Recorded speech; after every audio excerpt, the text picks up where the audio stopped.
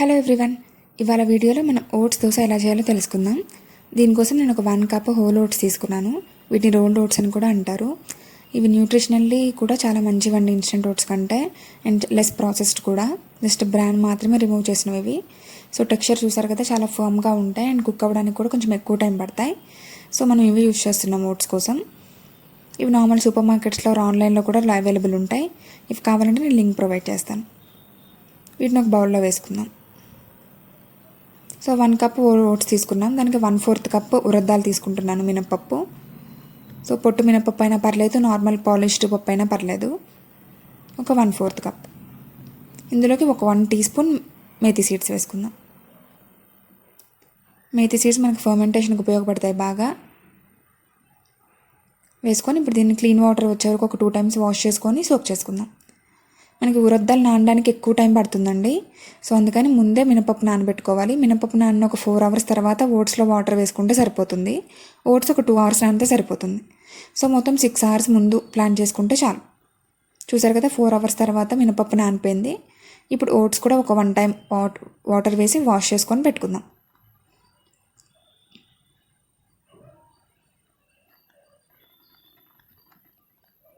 So ఈ రెండు కలిపి ఇంకొక 2 అవర్స్ నానబెట్టుకుందాం. సో టోటల్ 2 అవర్స్ ఓట్స్ కూడా నానిపోయాయి, చూసారు కదా, మెత్తగా అయిపోయాయి.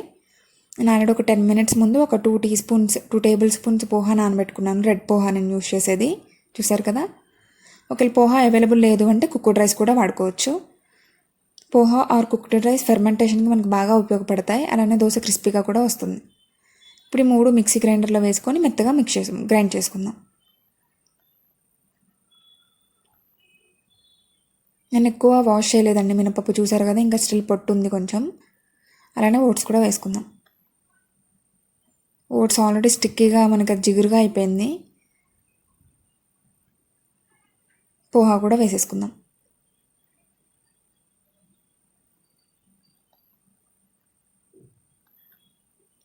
దీంతోపాటు ఒక 1 టీ స్పూన్ సాల్ట్ వేసుకుందాం.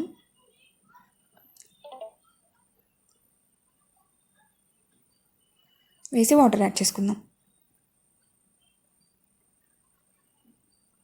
చూసారు కదా, ఇక్కడ వరకు ఉంటే చాలు. ఇప్పుడు దీన్ని మెత్తగా గ్రైండ్ చేసుకుందాం. ఒకవేళ బ్యాటర్ కొంచెం గట్టిగా ఉంది అని అనిపిస్తే మనకి ఈ స్టేజ్లో కూడా కొంచెం వాటర్ వేసుకొని లూజ్ చేసుకోవచ్చు. ఇప్పుడు దీన్ని ఒక బౌల్లో వేసుకొని అట్లీస్ట్ 6 to 8 అవర్స్ ఫెర్మెంటేషన్కి ఉంచేద్దాం బయట.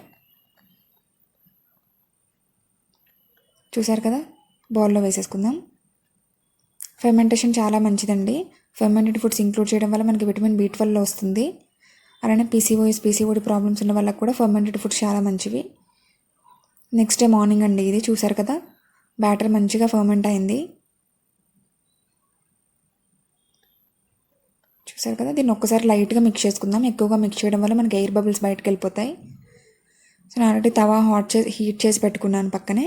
సో ఇప్పుడు దోశ వేసుకుందాం.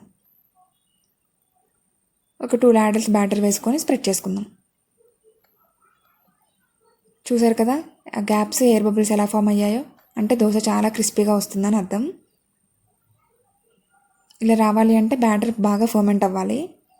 ఇప్పుడు ఇందులో ఒక 1 టీ స్పూన్ ఆయిల్ వేసుకుందాం. Oil are ghee optional. వేసుకుని 1 సైడ్ బాగా ఫ్రై అయిపోయిన తర్వాత ఇంకొక సైడ్ ఫ్లిప్ చేసుకుందాం. కొంచెం ఓట్స్ వల్ల మనకి కొంచెం స్టిక్కీగా అనిపిస్తుంది దోశ, బట్ మనకి మంచిగా ఫ్రై అయిపోయిన తర్వాత చాలా బాగుంటుంది క్రిస్పీగా. సో బోత్ సైడ్స్ మంచిగా బ్రౌన్ అవ్వాలి. చూసారు కదా, ఆ సైడ్ కూడా బ్రౌన్ అయిపోయింది. అంతే అండి, ఎంతో హెల్తీ ఓట్స్ రెసిపీ రెడీ. మీకు ఈ వీడియో నచ్చినట్టయితే కనుక ఈ వీడియోని లైక్ చేయండి అండ్ నా ఛానల్ని సబ్స్క్రైబ్ చేయడం మర్చిపోకండి. Thank you. Please subscribe to my channel.